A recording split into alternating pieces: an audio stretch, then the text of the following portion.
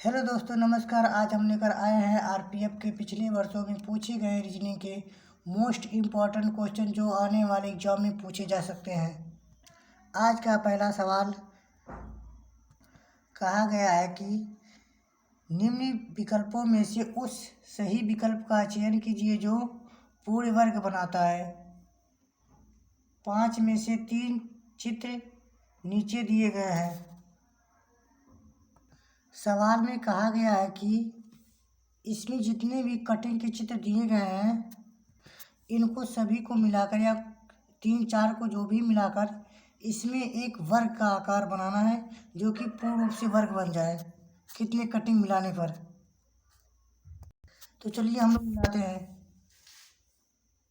तो एक पूर्ण वर्ग बनाने के लिए पहले हम लोग देखते हैं, मिलाते हैं। इस प्रकार बनाएंगे, इस प्रकार।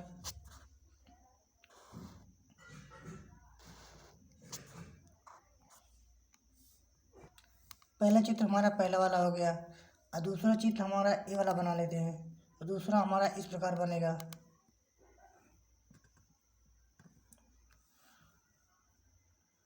और तीसरा वाला ये वाला है, इसको सीधा मिला के इस प्रकार बना लेते हैं। तो हम लोग तीनों चित्र को मिला देंगे तो एक पूर्ण वर्ग बन सकता है। जैसे देखिए हमारा पूर्ण वर्ग बन के तैयार हो गया। तो ये वाला चित्र है, ये वाला हो जाएगा।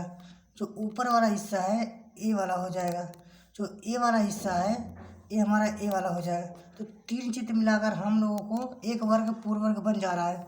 तो हमें ऑप्शन में देखना है कि कौन सा चित्र मिलाए हैं तो हमारा वर्ग बना है। तो हम लोग पहले इसको मिलाए हैं, फिर उसके बाद इसको मिलाए हैं, फिर इसको मिलाए हैं। तो हमारा राइट आंसर कौन सा होगा? एक, ये तीसरा स्थान है, ये चौथा स्थान है। तो हमारा ऑप्शन पहला ए वाला हो जाएगा, तीसरा ए वाला हो जाएगा, चौथा। तो हमें 4 मिलकर यही जो है हमारा ऑप्शन में एक पूर्ण वर्ग बना दे रहे हैं। तो हमारा राइट आंसर 1, 3, 4 हो जाएगा। कौन से ऑप्शन में है आप लोग ढूंढ लीजिए। पहला ही ऑप्शन हमारा राइट है, पूरा सही है। चलिए चलते हैं अगले सवाल की ओर। सवाल में कहा गया है कि निम्न श्रृंखला में आने वाली अगली संख्या ज्ञात कीजिए। कहने का मतलब है कि 63, 50, 72, 59, 81। 81 के बाद अगला पद कौन सा आएगा? तो चलिए हम लोग देखते हैं। पहले हम लोग लिख लेते हैं सवाल को। 63, 50, 72, 59, 81। देखिए 63 में +9 करेंगे तो 72 हो रहा है। तो उसी प्रकार दूसरे के 50 में 9 करेंगे, प्लस करेंगे तो 59 हो रहा है। तो 72 में 9 करेंगे तो 81 हो रहा है। उसी प्रकार 59 में 9 करेंगे तो कितना हो जाए? 68।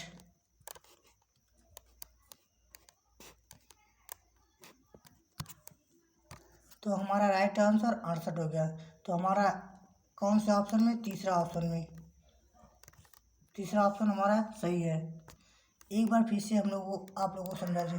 देखिए 63 है यहाँ पे, तो 63 में +9 हुआ है तो 72 हो गया है। फिर 50 में +9 हुआ है तो 59 हो गया है। फिर 72 में 9 करेंगे तो 81 हो जाएगा। ठीक, 59 में 9 करेंगे तो 68 हो जाएगा। तो राइट आंसर हमारा 68। 68 तीसरा स्थान है तो हमारा राइट आंसर 68 हो जाएगा। चलते हैं हम लोग अगले सवाल की ओर। देखिए इस सवाल में कहा गया है, इस प्रश्न में 2 कथन और उनसे संबंधित 2 निष्कर्ष 1 और 2 के रूप में दिए गए हैं। आपको कथनों में दी गई बातों को सत्य मानते हुए यह निश्चित करना है कि कथनों के संबंध में कौन सा निष्कर्ष किसी भी संदेह से पर तार्किक रूप तर्कसंगत है? कथन: सभी चींटियां मधुमक्खियां हैं, कुछ मधुमक्खियां कोई कीड़े हैं। निष्कर्ष पहले में देखिए आप लोग, कुछ चींटियां कीड़े हैं। दूसरा में देखिए, कुछ मधुमक्खियां चींटियां हैं। निम्न विकल्पों में से उपयुक्त विकल्पों को चयन कीजिए। पहला कथन देखते हैं हम लोग।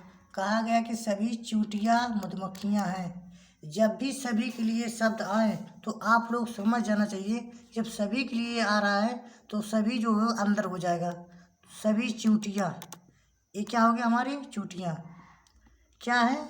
मधुमक्खियां हैं। मधुमक्खी कहाँ है? ऊपर है। ये हमारा मधुमक्खी हो गया, ये हमारा चींटियां हो गया। ठीक है, ये हमारा मधुमक्खी। इसको यम से प्रदर्शित करते, इसको सी से। इसको सी से प्रदर्शित करते हैं और इसको यम से, यानी कि चींटियां हैं बीच वाला और बाहर वाला मधुमक्खियां हैं। और दूसरे में क्या कहा गया है? कुछ मधुमक्खियां कीड़े हैं, मतलब कुछ। ये हमारे चींटियां हो गए और ये हमारा मधुमक्खी, तो कुछ ही बोला कुछ के लिए, तो थोड़ा सा क्या है? कीड़े हैं। ये हमारा कीड़े हैं, इसे के से प्रदर्शित करते हैं। ठीक है, तो चलिए निष्कर्ष हम लोग देखते हैं। निष्कर्ष में कुछ चींटियां कीड़े हैं, कुछ चींटियां कीड़े हैं। चींटी कहाँ? चींटी हमारा बीच में कीड़ा, यहाँ पर कीड़ा है, ये हमारा चींटियां हैं, ये हमारा कीड़े हैं। तो इन दोनों में कोई संबंध नहीं है, तो हमारा पहला ऑप्शन क्या हो जाएगा? गलत हो जाएगा। और दूसरा, कुछ मधुमक्खियाँ चींटियां हैं। ठीक है, ये मधुमक्खी है और ये चींटियां हैं, तो 100% कुछ न कुछ मधुमक्खियाँ जो चींटियां हैं, तो ये हमारा आंसर सही हो जाएगा। ठीक है, तो हम लोग नीचे देखते हैं विकल्प में, केवल निष्कर्ष 1 तर्कसंगत है? नहीं। ऑप्शन बी, केवल निष्कर्ष 2 तर्कसंगत है। हाँ, दूसरा सही है, क्योंकि हमारा पहला गलत है और दूसरा सही है, तो हमारा राइट आंसर दूसरा हो जाएगा। हम लोग जो सवाल में कहा गया है उसे हमेशा सत्य मानते ही चलेंगे। हम अपनी तरफ से इसमें कुछ जोड़ेंगे नहीं। जो जैसा ही सवाल कहेगा हम लोग उसी ही प्रकार से इसमें सवाल को करेंगे। अगर हम इसमें कुछ अलग से जोड़ेंगे तो हमारा सवाल गलत हो जाएगा। चलते हैं अब अगले सवाल की ओर। देखिए सवाल में क्या कहा गया है। निम्न दिए गए 5 पदों में से 4 किसी तरह से समान हैं और एक, इसलिए वे आपस में एक समूह बनाते हैं। इनमें से कौन सा एक समूह से संबंधित नहीं है? कहने का मतलब ये है कि 4 एक समान है, 3 एक समान है, बाकी एक अलग है। देखिए देखते हैं, फैक्ट्री जो होता है हमारे कारखाने से संबंधित है। सोल्डर एक व्यवसाय के संबंधित है, ये भी व्यवसाय से संबंधित। टीचर एक व्यवसाय से संबंधित है। अंपायर ये भी एक बिजनेस से संबंधित है। तो हमारा अलग क्या है? फैक्ट्री। फैक्ट्री जो है कारखाना होता है, यही हमारा राइट आंसर हो जाएगा। जैसे टीचर पढ़ाता है पैसे के लिए, अंपायर पैसे के लिए क्रिकेट में भाग लेता है। सोल्जर सैनिक जो होता है, शहीद होता है सैनिक, वो भी एक बिजनेस ही हो गया। तो इसमें से 3 व्यवसाय से संबंधित है और बाकी एक फैक्ट्री जो है कारखाने से संबंधित है।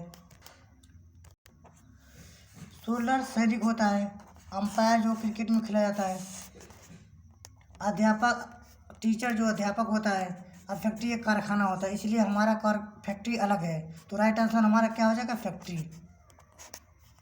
चलते हैं हम लोग अगले सवाल की ओर। देखिए सवाल में क्या कहा गया है। इस प्रश्न को विभिन्न अक्षरों के बीच संबंध कथन में दिए गए हैं। कथन के संबंधित 2 निष्कर्ष दिए गए हैं। कथन बी छोटा है आर से, ओ बड़ा है आर से, के बड़ा है ओ से, बराबर के ई है, एन बड़ा है ई से, निष्कर्ष में दिए गए हैं। तो चलिए हम लोग समझते हैं। ए वाला जो चिन्ह है छोटा होता है और ए वाला चिन्ह जो है बड़ा होता है।